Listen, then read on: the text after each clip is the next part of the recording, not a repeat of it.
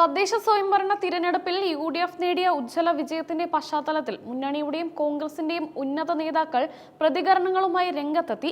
UDF convener Adoor പ്രകാശും KPCC അധ്യക്ഷൻ സണ്ണി ജോസഫും ഈ ജനവിധി ഭരണകക്ഷിക്കുള്ള ശക്തമായ മുന്നറിയിപ്പാണെന്ന് പ്രഖ്യാപിച്ചു. കേരളത്തിൽ UDFന്റെ തരംഗമാണ് ഉണ്ടായത്.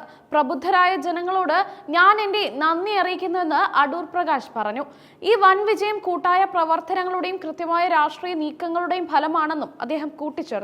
ഓരോ ഘട്ടത്തിലും താഴെ തട്ടിലുള്ള പ്രവർത്തകർക്ക് വേണ്ട നിർദ്ദേശങ്ങൾ നൽകാൻ സാധിച്ചു. ഈ കൂട്ടായ പ്രവർത്തനമാണ് വിജയത്തിന് പ്രധാന കാരണം. പഞ്ചായത്ത് തലം വരെ യോഗങ്ങൾ വിളിക്കാൻ നൽകിയ നിർദ്ദേശങ്ങൾ ഫലം കണ്ടു. കേരളത്തിലെ ജനങ്ങൾ നൽകിയ ഈ പിന്തുണയ്ക്ക് അദ്ദേഹം ആത്മാർത്ഥമായ നന്ദി അറിയിച്ചു.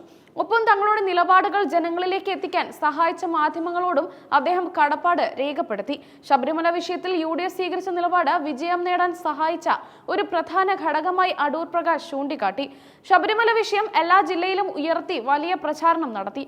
അതിൽ നിന്ന് UDF പിന്നോട്ട് പോകില്ല. സ്വർണ്ണക്കടത്ത് കേസിലെ പങ്കാളികൾക്കെതിരെയും അദ്ദേഹം ശക്തമായ മുന്നറിയിപ്പ് നൽകി.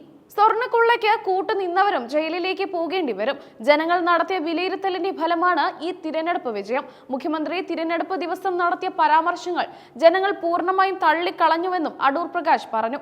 കേരളത്തിലെ കോൺഗ്രസ് നേതാക്കൾ എങ്ങനെ പ്രവർത്തിച്ചു എന്നത് ഇപ്പോൾ വ്യക്തമായി എന്നും അദ്ദേഹം അഭിപ്രായപ്പെട്ടു.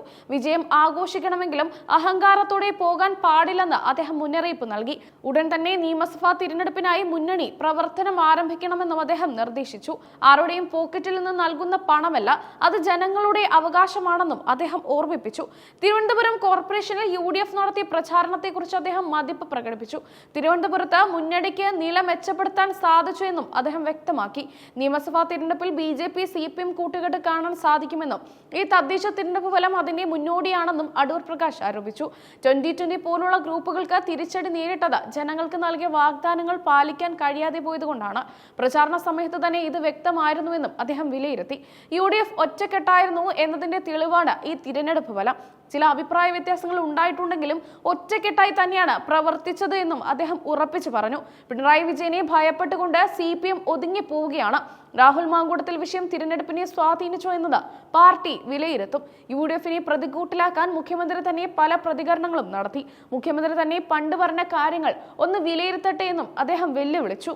CPM-ഉമായോ BJP-യുമായോ ചേർന്ന UDF പ്രവർത്തിച്ചിട്ടില്ല, ഒറ്റയ്ക്ക് തന്നെയാണ് പ്രവർത്തിച്ചതെന്നും അടൂർ പ്രകാശ് വ്യക്തമാക്കി. അതേസമയം KPCC അധ്യക്ഷൻ സണ്ണി ജോസഫ് തിരുവനന്തപുരത്തെ തിരഞ്ഞെടുപ്പ് ഫലങ്ങളെക്കുറിച്ച് പ്രതികരിച്ചു. തിരുവനന്തപുരത്ത് കോൺഗ്രസ് വലിയ മുന്നേറ്റമാണ് നടത്തിയത്. LDFന്റെ ഭരണപരാജയമാണ് തിരുവനന്തപുരത്ത് BJP സഹായിച്ചതെന്നും അദ്ദേഹം ആരോപിച്ചു. തിരുവനന്തപുരത്ത് LDFന്റെ സീറ്റാണ് കുറഞ്ഞതെന്നും അദ്ദേഹം ചൂണ്ടിക്കാട്ടി. തലസ്ഥാനത്ത് ഭരണവിരുദ്ധ വികാരം കോൺഗ്രസിന് വോട്ടാകാത്തതിന് പിന്നിൽ നേതൃത്വത്തിന് വീഴ്ചയുണ്ടോ എന്ന് പരിശോധിക്കുമെന്നും അദ്ദേഹം കൂട്ടിച്ചേർത്തു. മുരളീധരന്റെ നേതൃത്വത്തിൽ മികച്ച പ്രവർത്തനമാണ് തിരുവനന്തപുരത്ത് നടത്തിയതെന്നും അദ്ദേഹം പറഞ്ഞു.